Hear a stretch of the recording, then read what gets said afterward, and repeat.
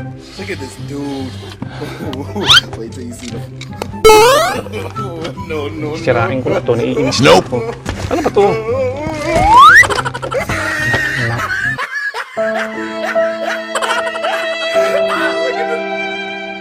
Welcome back mga kagalala! Welcome back sa aking channel. Ngayon pag-uusapan natin ang bagong member sa ating pagra-rides. Baliktad dyan. Kasi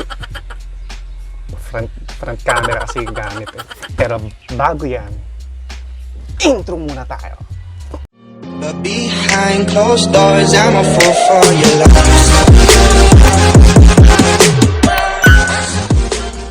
So yun, pag nagra-rides tayo, syempre hindi mawawala yung mga camera ginagamit natin dyan. Nandiyan yung mga cellphone camera, mga action camera, drone. Pero ako, ang mga kasama ko sa aking crew, sa aking pagra-rides, ay unang-una ito si GoPro. Hindi nawawala to ever since.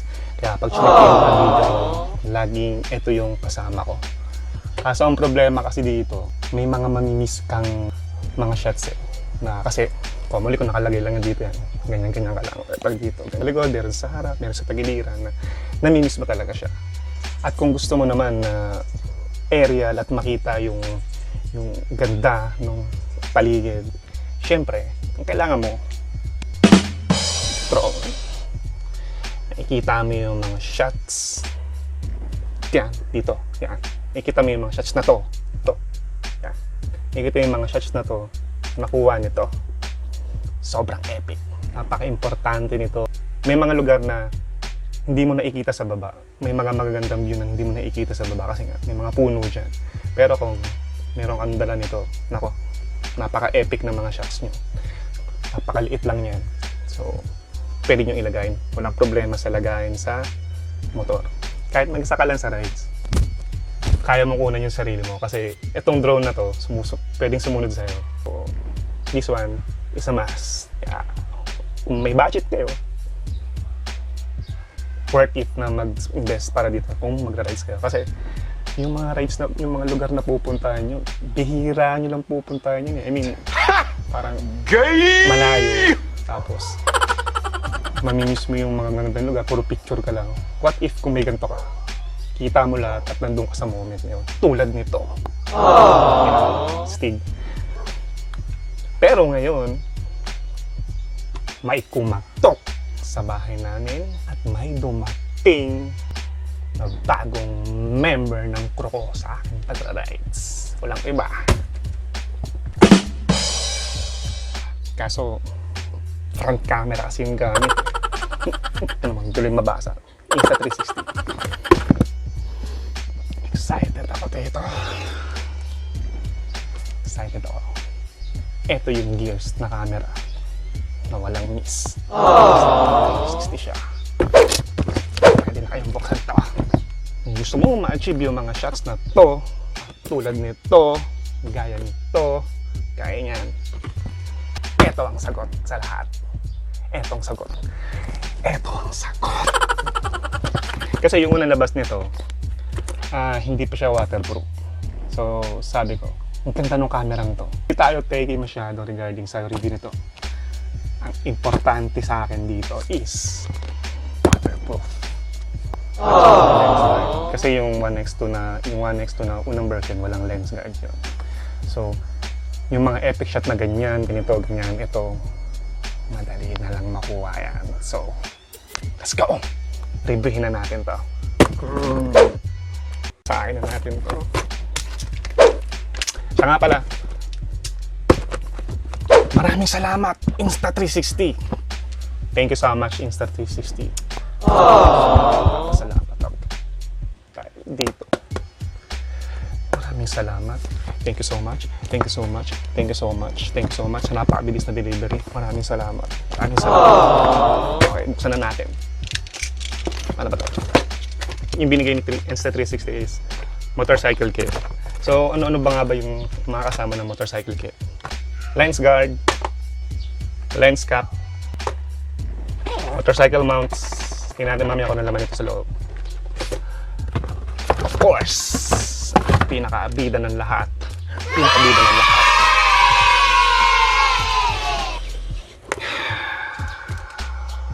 SD cards na kasama. Yan. Yan. Yan. Yan. So, tara. Gusto na natin lahat. So, guys, ito nga pala yung kasama ng mga kasama doon sa motorcycle kit na pinadala ni Insta360. Motorcycle mounts. And then yung invisible stick. Retractable din yan, mahaba. Yan. So, ito yung isa sa mga kasama dyan. Lens cap. Para hindi masira yung lens, lagi siyang may cover if ever sa mo nalagay sa bag. Or pag nagre-record ka na, meron din siyang lens guard. Kailangan mo to kasi ito yung pag biglang mo nabagsak yung camera habang nagre-record ka. Ang mahal kasi ng replacement or repair ng lens ng Insta360. So, ayun yung problema sa version 1. So, wala silang ganito. So, ito yung habol ko, isa sa mga habol ko doon sa bagong version ng Insta360. So, balik tayo sa lens guard. Buksan natin. Ito ba mga kasama ng lens guard? Ito yung ilalagay dun sa may camera mismo para dumikit yung lens guard. And then, ito, pick ng guitar. Mukhang pick ng guitar. Siguro ito din yung pang-tuklap. So, if ever man naka-mount na yan dyan, nyari yung camera. Yan, yan. Tapos tutuklapin mong gano'n. Tutuklapin mong ganyan. Yan, siguro ganyan yun. Ito yung pagkakaintindi ko. Mukha lang siyang guitar pick pero hindi. Sumunod naman ay ang lens cap. So, buksan natin ito. May logo siya ng Insta360. Rubber siya. Malambot. So, saktong-sakto dito yung dalawang lens kabilaan. So, fit. So, every time na hindi mo siya ginagamit, salpak mo lang siya gano'n. Magpatong mo saan, hindi magagasgas yung lens. So, pag nauuhaw ka, pwede ka rin uminom dito. Hindi mo tubig, uminom kang gano'n. Okay. Next is ito. So, yung kasama niya motorcycle bundle. Ito yung laman sa loob niya. So, may mga GoPro mounts din dito. Similar sa GoPro mounts. Yan. So, lock. So, all in all, ito yung laman ng motorcycle bundle box. Pero, syempre, hindi mawawala itong bida. Yeah, boy. So, ito yung camera. Isang button na lang dyan. And then, dito na yung power button. Mic. Then, battery compartment. Tsaka, charging port. Charging port. So, ang upgrades nito from version 1 is unang-una, naging waterproof. Waterproof na siya. Kasi yung una hindi talaga waterproof. Sabi ko, hindi pwede yun sa pagmamotor. Pag biglang umulan. So, talo ka. Sira agad yun. So, ito, wala ka ng problema. Biglang nag-shoot ka or nag-video ka, biglang umulan. Sige, palag, okay lang yan. O biglang natapon sa tubig or nalaglag sa tubig. Okay lang yan. So, yung design niya is compare mo dun sa version 1 is ito, parang rugged na yung gilid niya. So, parang GoPro na yung dating ng texture niya dito. And then, isa pang big upgrades no, nagkaroon na ng display dito sa may part na to. So, dati kasi parang hindi masyado kita. Hindi, pag sa may sun ka na, hindi mo na makikita dyan yung nakalagay. So, nandiyan na rin yung mga menu. Ito, record and stop button. And then, yung pinaka-status lights niya. Yan.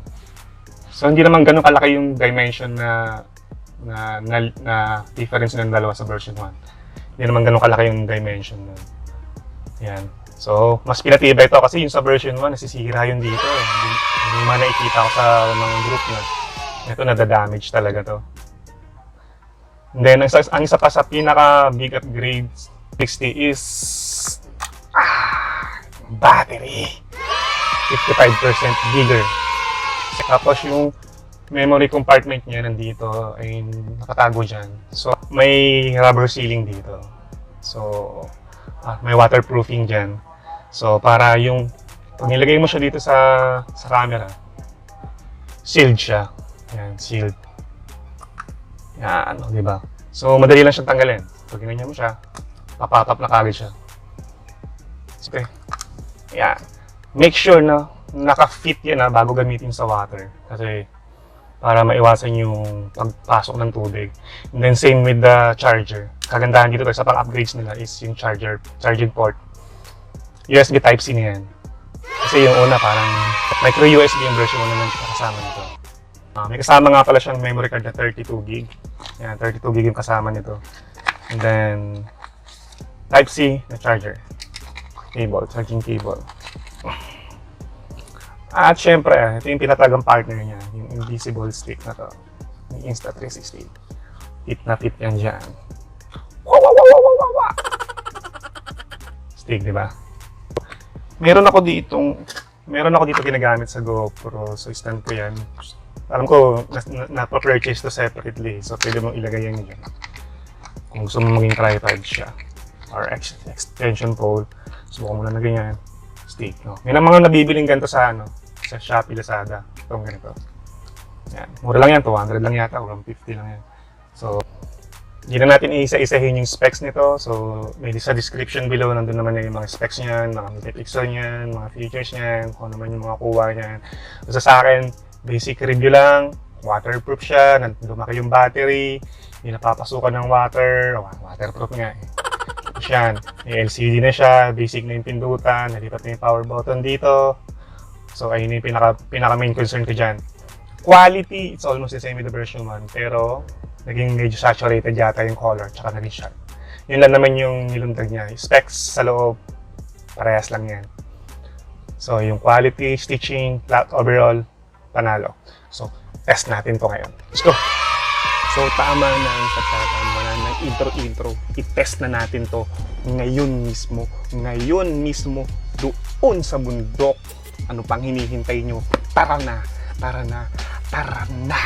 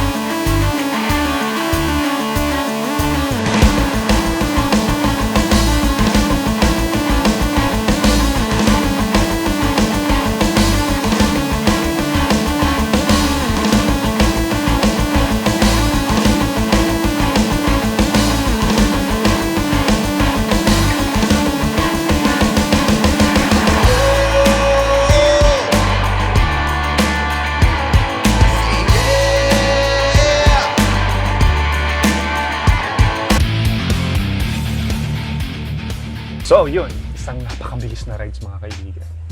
So, ayun mga paps, mga kagala. Nakita nyo naman yung sample video natin tsaka yung mga footage natin kung gaano kaganda, di ba? Pakasulit na magkaroon nito. Promise. At yan po ang isang mabilisang review ng Insta360 ONE X2. Wala nang keme-keme, wala nang intro-intro. Rides na to, mga kaibigan. Hindi na tayo mag-in-depth review pa dyan. Hindi tayo ganun kapatid. Basic lang. Basta hindi nababasa yan. Maganda yung camera niyan. Maganda yung stitches niyan. Lahat ng shots kuha. Yun na yun. Hindi ko ito kino-compare sa GoPro Max. Kasi GoPro is GoPro. So, fan din ako ng GoPro. Pero, sorry GoPro. Mas gusto ko to. Mas